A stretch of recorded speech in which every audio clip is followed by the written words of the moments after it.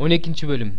Ошондуктан бир туугандарым, Кудайдын боорукердиги менен силерден өтүнөрүм, Кудайга өзүңөрдүн денеңерди тирүү, ыйык жана ага жага турган курмандык катары бергиле. Бул силердин рухий кызматыңар болот. Бул дүйнөгө ылайыкташпагыла.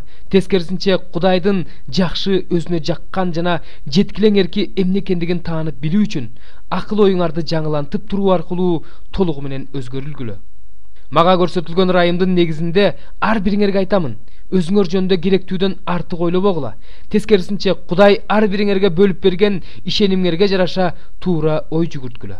Анткени денебиздин мүчөлөрү көп болгону менен бардык мүчөлөрдүн кызматы бирдей болбогон сыяктуу эле.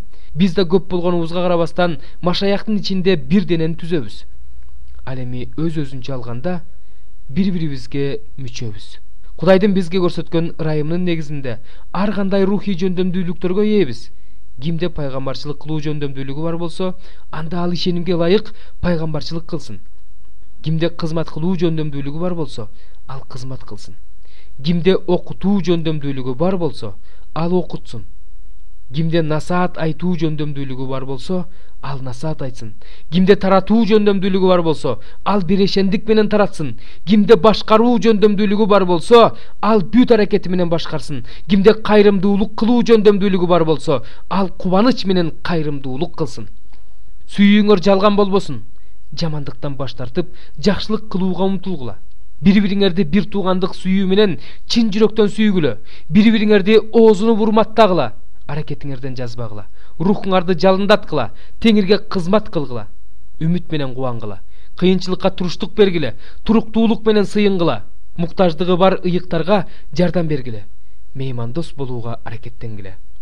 Силерди куугунтуктагандарга бата бергиле. Бата бергиле. Каргабагыла. Кубангандар менен кубангыла, ыйлагандар менен ыйлагыла.